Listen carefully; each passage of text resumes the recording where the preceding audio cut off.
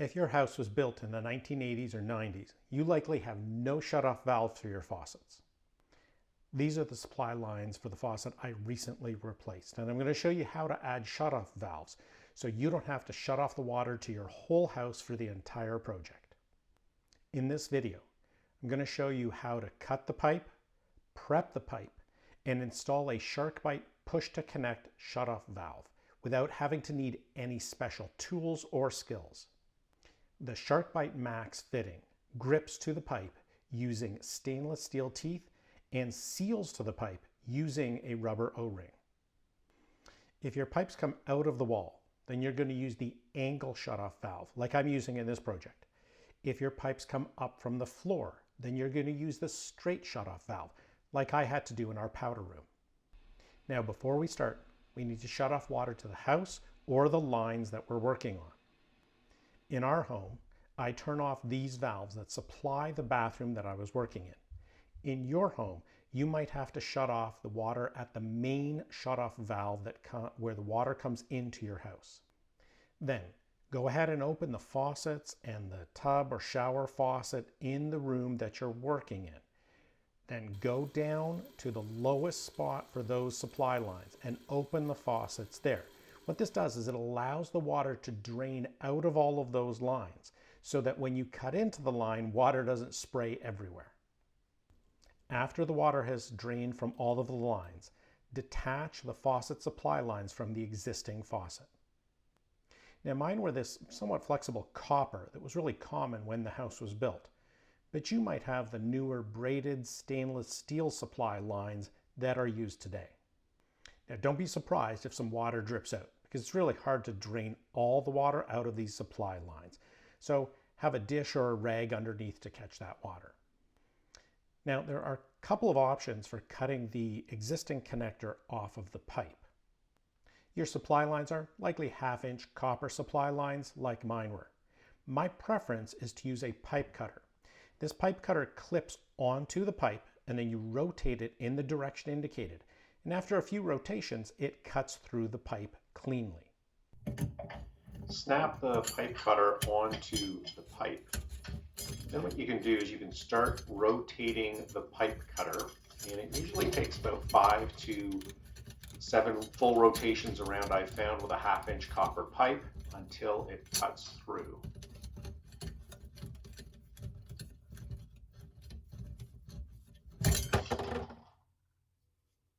Now on the second pipe, you'll notice there's a bit of old solder on the bottom, and you can feel for that because the pipe cutter has to go on just a pipe. It can't fit over that old solder.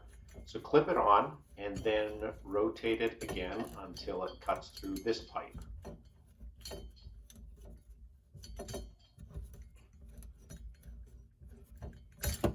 And maybe some water still left in the line, so always have a rag underneath. Now, if you don't have enough room for the pipe cutter or you need to cut it closer to the fitting, you can cut it using a saw, either an oscillating saw or a manual hacksaw. But be careful when using a power saw because you want that cut to be straight and at a 90-degree angle at the end of the pipe. Preparing the pipe for the new shutoff valve is the most important part. You need the pipe to be clean and free of any burrs so that the fitting does not leak when you put it on. Use plumber's sanding cloth to clean up the copper pipes. This is a special type of sandpaper just for plumbing. Do not use regular sandpaper because it's too harsh on the copper pipes. What we're trying to do is to simply clean the pipes from the oxidization or any leftover paint, as you can see here. We're not trying to take more copper off the pipe, and we want to leave it smooth for about 1.5 inches from the cut end. We want to get it back to that nice shiny copper look. So keep using the sandpaper to get the oxidization, any paint off of the copper pipe, and it will be nice and shiny copper.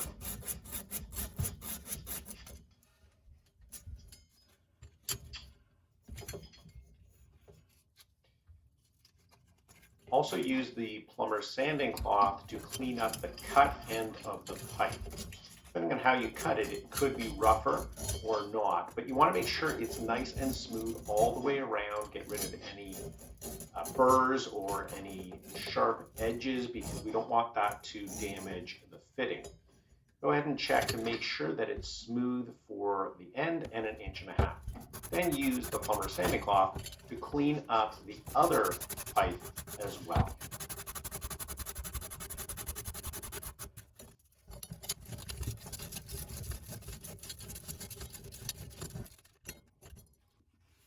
After sanding, wipe the pipes with a cloth or a rag to make sure that they are clean.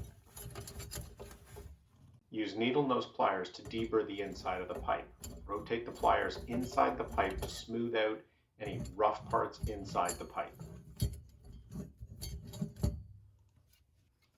Use the SharkBite deburr and depth gauge to try to deburr the end of the copper pipe.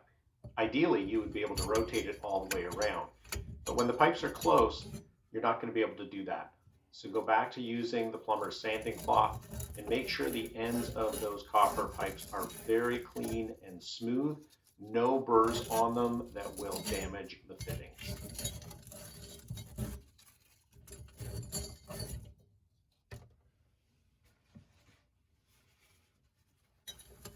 Use a cloth or rag to make sure that both pipes are clean and free of any debris.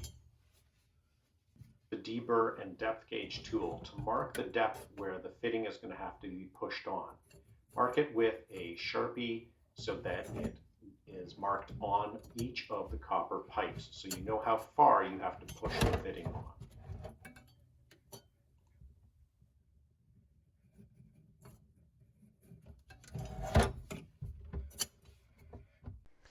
The SharkBite fitting I'm using is a push to connect fitting, which means you can just push it on without using any special tools. But it also means we need to make sure we push it on far enough on the pipe so that it properly seals. That's why we made the mark on the pipe so we know how far to push it on. The valves come with this decorative end. You need to remove that in order to install the valve. Just twist it off.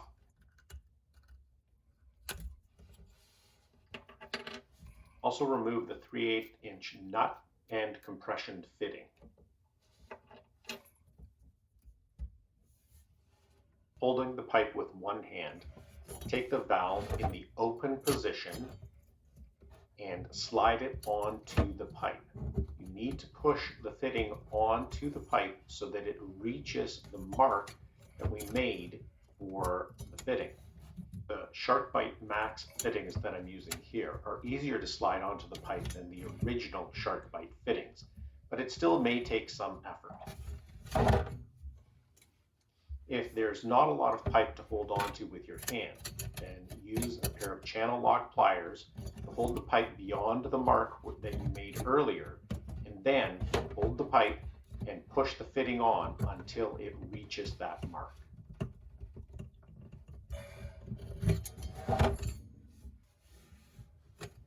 Then push the fitting onto the second pipe.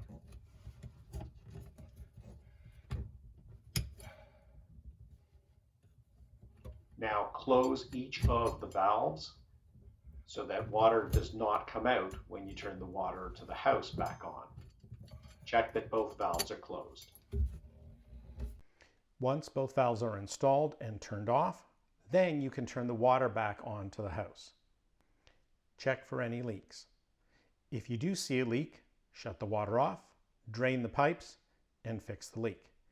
Now I've got a video on 6 mistakes I've made that have caused leaks when using these SharkBite push to connect fittings. I'll link to that in the description below. Chances are you've made one of those mistakes too. I'll also link to the video I have on how to remove a SharkBite fitting. That's something you may also need to do.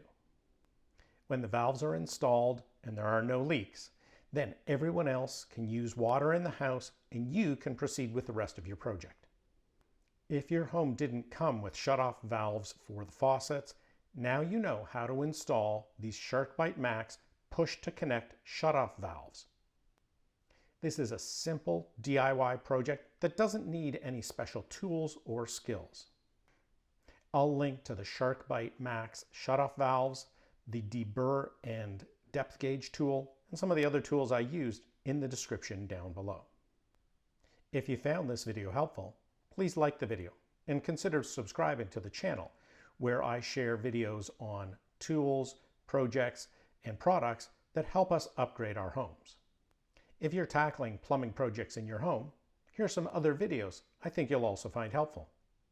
Thanks for watching.